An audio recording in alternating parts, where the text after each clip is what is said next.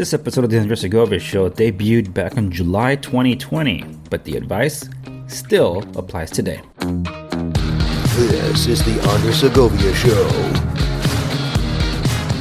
And welcome to program number 1. I am Andres Segovia, and I wanted to give you some step-by-steps on how to be able to rebuild your credit. So if you fell on hard times before the act of God, as I come to call it, or if you've been irresponsible with your finances that's led you to destroy or have zero credit, either way, all the principles are for you. And yes, that does include those of you that have either had a loss of income or have lost their employment due to COVID-19. The steps are the same. It's just depending on where you are in your finances, the journey to get back to rebuilding your credit might be a little longer, especially if you're looking to buy a property. And that's just it, that for a lot of people that were stuck during quarantine and lockdowns in an urban setting, a lot of them wanted to get out and buy something outside. That's why property's been scooped up like crazy, because if a second lockdown or a third lockdown or however it is might be down the pipeline, they'd rather be stuck in a place that they call home, preferably with a yard so they're not incubated in some place, versus being stuck in a high rise and not being able to go anywhere or enjoy anything. So it's with that in mind that if you find yourself in that position, how can you rebuild your credit to get to that position where you can buy? It is absolutely possible. And in some cases, you can buy property with less than stellar credit. It just affects your rate of being able to purchase on the mortgage, and also how much out of pocket you can expect to shell out. But we're not going to focus so much on that. Let's focus on the building blocks on getting you over the hump so you can get going on the road to rebuilding your credit. But first, we've got to understand what affects credit, because not many people understand what does go into the so-called credit report, what harms it, what benefits it. And that's a short list here of things. So these are pretty straightforward. Payment history, your credit utilization ratio, total debt, a mix of accounts that you use, the age of your accounts, and hard inquiries and public records. We're going to dive into each of these really quick. So let's just take payment history. Payment history is pretty straightforward. Do you pay your bills on time? Okay, you don't pay them on time. How often don't you pay them on time? And how often do you miss a payment, skip a payment, or anything else? How many times do you fall behind? That is what is payment history. Credit utilization ratio, sometimes we get excited when we got approved for a credit card, $10,000 on the credit card. Well, it's good to have a credit card that has that much available to you. But what if you used it all up? That means you have zero available to you. That's what credit utilization ratio means, which lends to the next part, your total debt. How much debt do you carry versus how much income you're making? If you're making way less than how much you owe, then no one can believe you're ever going to climb out of that. That's why they look at total debt and your debt ratio makes no sense. So I don't know how you want to buy something when you technically can't afford it, according to your credit report. The mix of accounts, what kind of credit accounts are you carrying? It's basically anything that's tied to your social security account. That's what they're looking at. So what we're talking about, car loans, mortgages, if you have one. We're talking about bills of all sorts, from cell phone to utilities and all that. That all relies on your social security. So when looking at all that, they want to see what kind of mixed accounts do you have. Hard inquiries. How often are you getting your credit checked? And for what purpose? Are you always looking to apply for loans? Those do hurt in the long run. The more you search, the quicker your credit score goes down. And of course, public records, that's basically bankruptcies and civil judgments, or liens against you in case you owe taxes or child support and stuff like that. So that's what public records means. But we want to get on the road to rebuilding the credit. So these are 4 tips that I basically have for you on being able to rebuild. This is not everything, and I'll leave sources to some financial institutions that have their own versions of, hey, do this to get your credit better, because these are the ones that actually report to the credit unions or to the credit bureaus. And not just that, some of them are the credit bureaus that are listing out ways that you can rebuild your credit. But here's a quick summary of 4 of them that I have, and it's pretty straightforward. Pay your bills on time. Seriously, that's the whole point. If you see a deadline there, it's like, don't play with the grace period, just pay it on time. Second one is, actually leading to that, if you have a stellar record in paying on time and you have a late payment at some point, you can talk to your creditor and say, hey, look, there was a lapse for XYZ reason, and I always pay on time. Do you think I get it stricken from my record? And you can.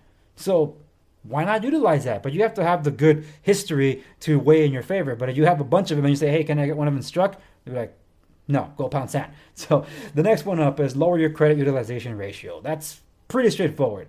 Don't put everything on the credit card. It's like, oh, look, I'm going to go buy this. I'm going to save money. How are you saving money when you're putting on a credit card and paying what is literally the most expensive interest rate on any loan? A credit card is literally a loan at your disposal, available at the highest rate possible. So whenever you're, oh man, 2% for a car loan, 3% for a car loan, 4% for a personal loan, that sounds so high. But you don't mind paying 25%, 29% on a credit card? Revolving charge?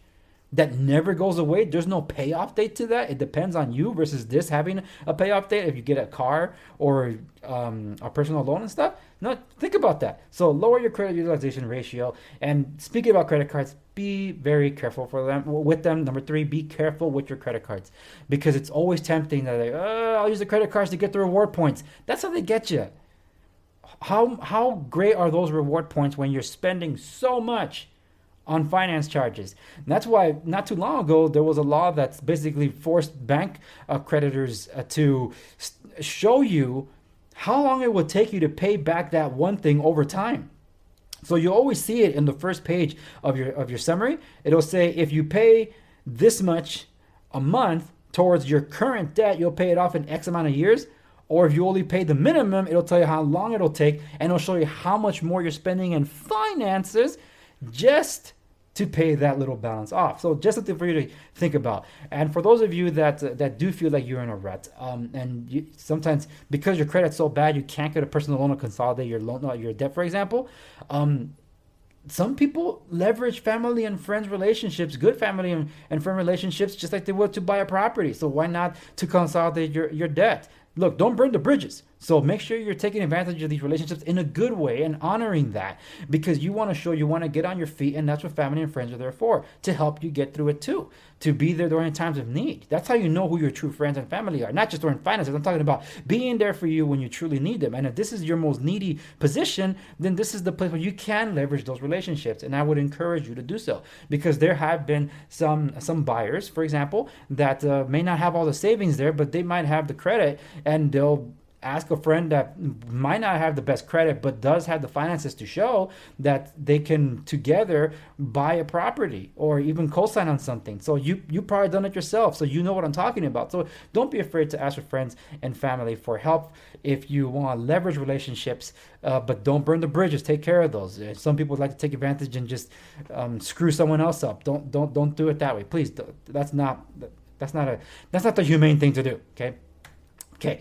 All right, so let us get to how these things affect your credit. So if you have late payments, these payments, they can be on your record for some time. So after 7 years from when they first went delinquent, then they can disappear. When it comes to collections, they remain on your credit report for 7 years. And that's after the original delinquency date. That goes the same thing for the late payments. So keep this in mind. If you have a payment that you missed, and the payments were never brought current, the debt is moved to collections, that's something else. But the thing is, every time you get a late payment, that 7-year counter starts from there. So make sure you don't fall behind it. You're being prudent. Don't reset the clock. Pay it on time to get those late payments off your back. And it takes place over 7 years. Collections, where we spoke about that. Now, not every bankruptcy is created equal. So Chapter 7 bankruptcy, that one stays on your record from 10 years from the filing date. And that's because Chapter 7 bankruptcy is the kind that completely discharges the debt, gets rid of the debt. So the more attractive one that only lasts 7 years after the filing date is Chapter 13 bankruptcy, because that's basically where you're making a settlement with your creditors. Like, look, I can't pay you everything, but can we settle to pay less? And that one will be considered a Chapter 13 bankruptcy if that's what you're settling for, and it stays on your record for 7 years after the filing date. Okay, if you were going to declare bankruptcy, preferably number 13 over number 7, because you'll be able to get back into action with your credit a lot sooner than Chapter 7. So this is supposed to be like number 4, 5, and 6, or 5, 6, 7. Anyway, civil court judgments, they stay on your credit report for 7 years from the filing date. So what are they? And just know that if you can get them paid off, great. If you small claims thing, or in this case, paid tax liens, if you paid them, then they're removed from your credit 7 years later. If they're not paid, they're still up there like 10 years. That's like a Chapter 7 bankruptcy. You don't want that. And if you did have a lot of hard inquiries, this is the last one here, the hard inquiries, they do tend to drop off after 2 years. And after some time, they do not harm your FICO score as much as they did when you first did the hard inquiry. So you want to take advantage of that or not take advantage of hard inquiries so you can avoid them at all costs. And ultimately, if you find yourself struggling with debt, if you don't know where to start, or if you have too many payments and you want to make them into one, that's where you shouldn't be afraid to get help. Because there are credit counseling services, there are debt management plan services, and there are debt consolidation options, sometimes available from your own creditor. So look into those things. They're there to be able to help you to get on the right path to rebuilding your credit. So that's the long and short of everything. And I know a lot of people that have been adversely affected by COVID-19. I have friends of mine that themselves had lost their employee. Heck, I almost had to shutter one of my companies because of what was going on. But thank God we depended on him, not the government, to provide, and God provided. So we're still around. And that's great, because I was thinking about my employees' families and their families, and they depend on all this. So we understand when there's some things that are hit hard that, like I said, act of God, you have no control over those things. But one of my favorite lines from Batman Begins, why do we fall? So we can learn to to pick ourselves back up. So in this case, I'm giving you the tips to be able to pick yourselves up, to be able to keep going forward. That's why I'm bringing this up in one of my first series of Real Estate 101, to help all of you that are looking to build your plan for retirement. Even if it's now or you're halfway there, whatever it might be, real estate's the best option for you to get there. And we all start from the same place with our credit. So leverage the help that you can. There are services available to you. Check with your creditor if you can. And by all means, do not give up. Persevere. Keep going. And if you do find yourself ready for the next steps, then that's where you can talk to my preferred lender. I can connect you. So you can reach out to me. We can talk to my preferred lender, and they'll give you more information or a more refined look as to how you can get to those next steps. Because that's, I think, we all want to basically get a refresher course, like, okay, this is everything I've been doing, what else can I do to make it better? And sometimes there's options that can benefit you to get you along the way that perhaps I didn't even list out here. So that will never hurt. So like I said, if you think you're ready, then by all means, you're able to contact me. Here's my contact information. And if you want to learn more about real estate and real estate resources, go to www.segoviares.com. And that does it for this edition of the Andres Segovia Show. Remember to like, share, and subscribe wherever you might be listening to the program so you can be in the know. If you want a question featured on the program, you can reach me on Facebook and Instagram, same handle, at the Andres Segovia. And of course, email at andres@segoviares.com. Thank you so much for listening to the program, and I'll see you on the next one.